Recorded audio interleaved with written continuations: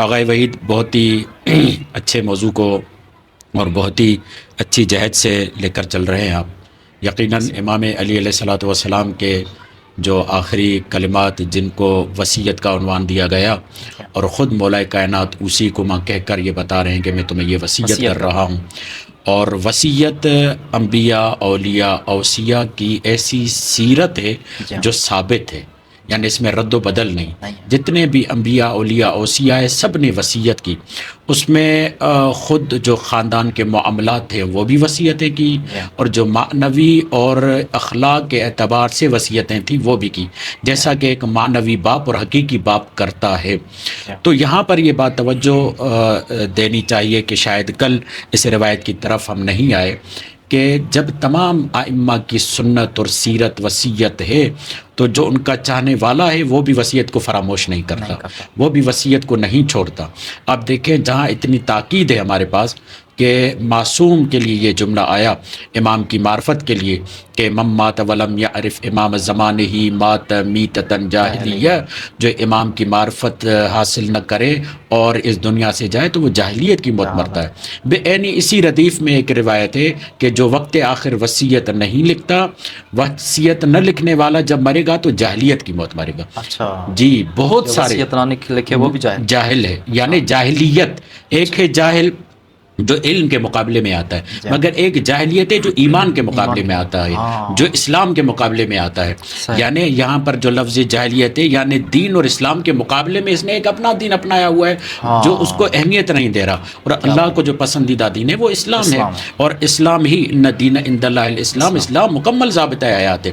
یعنی وصیت نہ کرنے کی وجہ سے جو فتنے، فساد، لڑائیاں، جھگڑے، بھائیوں میں جدائیاں، بہنوں کے معاملات، خاندان کے مسائل، یہ وصیت نہ کرنے کی وجہ سے ہم نے کئی ایسے معاملہ دیکھے۔ ہماری طرف مسائل جب آتے ہیں تو بہت سارے مؤمنین اس وجہ سے بھائیوں میں جھگڑے ہو گئے کہ باپ وصیت نہ کر کے گیا، یا بڑا جو بزرگ تھا وہ وصیت نہیں کر کے گیا۔ تو یہاں پر مولا کائنات کی وصیت سے جو ایک معنوی وصیت بھی ہے اور اپنے خاندان کو جو ذاتی امور پر ہے وہ بھی وصیت ہے، تو مولا کائنات کے ذریعے اور ائمہ کے ذریعے سے ہمیں معلوم یہ ہوتا ہے کہ وصیت کر کے جانا چاہیے، یہاں تک موت کا انتظار نہیں کرنا چاہیے، بلکہ روزانہ وصیت لکھ کر اپنے تکیے کے نیچے رکھنا چاہیے۔ اب دیکھیں ہم آتے ہیں اس بات کی طرف، کل اس جملے کی وضاحت ہو چکی کہ اوصیکم بتقوی اللہ وَأَلَّا تَبْغِيَ الدُّنْيَا وَإِنْ بَغَتْكُمَا وَلَا تَأْسَفَا عَلَى شَيْءٍ مِّنْهَا زُوِّ عَنْكُمَا، کہ تم دنیا کی طرف راغب نہیں ہونا گرچہ وہ تمہاری طرف راغب ہی کیوں نہ ہو۔ اور اس کی عملی تفسیر کیا تھی؟ عملی تفسیر یہ تھی کہ کیسے پتا چلے کہ میں دنیا کی طرف راغب نہیں ہوتا، گرچہ حالانکہ یہ تقویٰ کی ہی تعریف چل رہی ہے، تقویٰ کو مولا کھول رہے ہیں کہ میں جو تمہیں تقویٰ کہہ رہا ہوں کہ اس سے مراد کیا ہے۔ تو دنیا کی طرف تم راغب نہیں ہو، اس کی دلیل کیا ہے؟ اس کی دلیل یہ ہے کہ اگر کوئی چیز تمہارے ہاتھوں سے زائل ہو جائے، ختم ہو جائے، فنا ہو جائے، فوت ہو جائے، تمہیں اس کا افسوس نہیں ہونا چاہیے، یعنی تم ایز امین ہو کر اس چیز کو اختیار کرو۔ یہاں پر چونکہ آگے حق کی طرف آ رہے ہیں، مگر ایک یہ مثال دینا میں بہت ضرور سمجھتا ہوں۔ دیکھیں جب ہم کیشیئر کے پاس جاتے ہیں، کچھ پیسے دیتے ہیں، اسے بینک پہ ہوتا ہے، تو جب ہم اسے پیسے دیتے ہیں تو کیا وہ خوش ہوتا ہے؟ نہیں۔ اور جب اس سے پیسے لیتے ہیں تو افسوس نہیں کرتا۔ یعنی اس کیشیئر کی جو سوچ ہے وہ امین والی ہے، یعنی وہ اپنے آپ کو امین سمجھتا ہے۔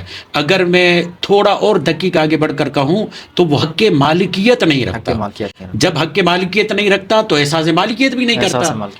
یہ جو افسوس ہوتا ہے نا چیز کے چھن جانے کا، گم ہو جانے کا، فنا ہو جانے کا، اس لیے کہ میں اپنے آپ کو مالک سمجھنے لگتا ہوں۔ یہ جو احساس مالکیت ہے اس سے دستبردار ہونا ہے۔ یہ اس کی اور عبد کی جو دقیق تعریف ہے نا، وہ عبد کی دقیق تر تعریف یہ ہے کہ جو جتنا احساس مالکیت سے دستبردار ہوتا جائے گا عبدیت میں اتنا گہرا ہوتا ہے۔ کیا بات ہے، یعنی اس کی عبدیت اس کی گہری ہوگی جو احساس مالکیت سے۔ ویسے بھی شرن عبد کی اپنی کوئی چیز ہے ہی نہیں، وہ ساری اس کے آقا کی ہے، اس کے آقا کی ہے۔ تو یہ احساس اپنی زندگی کے اندر رکھنا ہے کہ عبد، کیا بات۔ اسی لیے تو آتے ہیں نا جب نماز میں آتے ہیں تو اللہ اکبر کہتے ہیں، یعنی کیا؟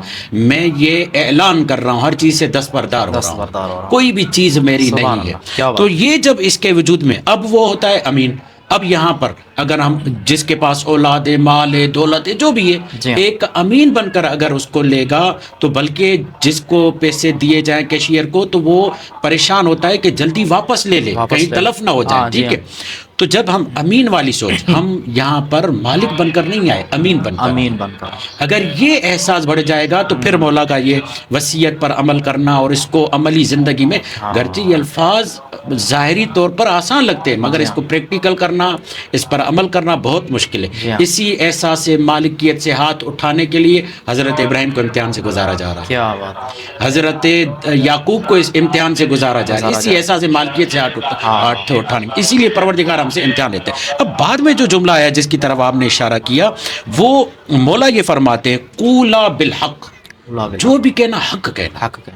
اور اس کا مطلب یہ نہیں ہے کہ بہت سارے لوگ کہتے ہیں میں تو حق بات کہنے کا قائل ہوں، بھلی کڑوائی طریقہ کیوں نہ ہو. بھلی وہ آگ ہی لگا دے.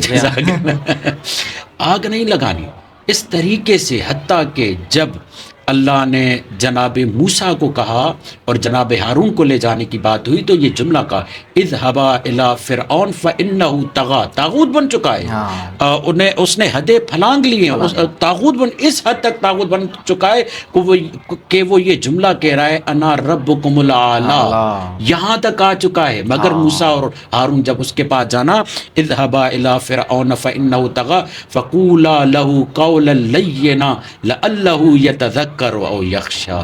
اب یہاں پر بزرگان یہ کہتے ہیں نہ ہم موسیٰ ہیں، نہ ہم جس کو تبلیغ کرنے جا رہے ہیں وہ فرعون ہے. کیا بات ہے. ہمارا لب و لہجہ کتنا نرم ہونا. ترجمہ فرمائے جی کہ مولا کہ حضرت موسیٰ کیا کہے. ہاں، پروردگار عالم کہتا ہے اذهبا الى فرعون فانه طغى فقولا له قولا لینا لعلہ یتذکر او یخشا. اس سے لین، نرم و ملائم طریقے سے تم دونوں بات کرو، شاید کہ وہ اللہ سے ڈر جائے، شاید کہ اس کے دل میں خوف آ جائے، شاید کہ وہ خدا کی رحمانیت اور کرم کو یاد کرے کہ جس کے بندے اتنی نرمی سے بات کر رہے ہیں وہ خدا کتنا کریم ہوگا. جو خدا کا دشمن بن کے ٹھہرا ہے، خدا اپنے نبی کو کہہ رہا ہے اس کے ساتھ نرم مزاجی سے بات کرو، نرم مزاجی سے. یہاں سے مجھے اور ہم بندگان خدا سے اس طرح سے بات کریں. آغا مجھے یہاں پر ایک عجیب روایت یاد آ رہی ہے. ایک روایت تو یہ ہے کہ اگر روئے زمین پر، اب خدا نخواستہ اس روایت سنانے کو کا مطلب یہ نہیں ہے، آج شب قدر بھی ہے آپ کو معلوم ہے، مولا کی شہادت کی شب بھی ہے، کریم امام کے جانے کی بھی شب ہے، مگر کریم امام کریم خدا کے پاس جا رہا ہے تو اللہ کا کرم سنانا چاہیے. ہم نے لوگوں کو بتایا کہ اللہ سے ڈرو، مگر اہل بیت نے بتایا کہ اللہ سے محبت کرو. وہاں پر یہ روایت اگر روئے زمین پر کوئی بھی گناہ کرنے والا نہ ہونا تو اللہ کہتا ہے میں پھر گنہگار مخلوق کو خلق کروں گا. اچھا، پروردگار کیوں؟ کہا اس لیے کہ مجھے پسند آتا ہے، وہ گناہ کرتی ہے پھر مجھ سے معافی طلب کرتی ہے، اللہ اکبر، مجھے پکارتی ہے. اسی یعنی خدا کہنا چاہتا ہے کہ گناہوں کے لیے خلق نہیں کر رہا، لیکن گناہ کے بعد جو وہ پلٹتا ہے، پچھتاتا ہے، جو پلٹنا مجھے پسند ہے. جزاک اللہ، بہت ہی عمدہ نقطے کی طرف آپ نے توجہ کی کہ خدا اس کو پلٹنا. کائنات میں کوئی کسی کی اتنی رجوع کی طرف، شاید یہ جملہ اس لیے بھی آ رہا ہے کہ آج لیلۃ القدر ہے، خدا کسی کا بھی اتنا انتظار نہیں کرتا جتنا گنہگار بندے کا اپنی بارگاہ میں پلٹنے کا انتظار کرتا ہے. اسی لیے حضرت موسیٰ نے کہا یا الہ العالمین، اللہ نے کہا لبیک. ٹھیک ہے، یا رب العالمین، اللہ نے کہا لبیک. جب کہا یا الہ العاصین، یا رب العاصین، تو اللہ نے کہا لبیک لبیک لبیک. اللہ اکبر.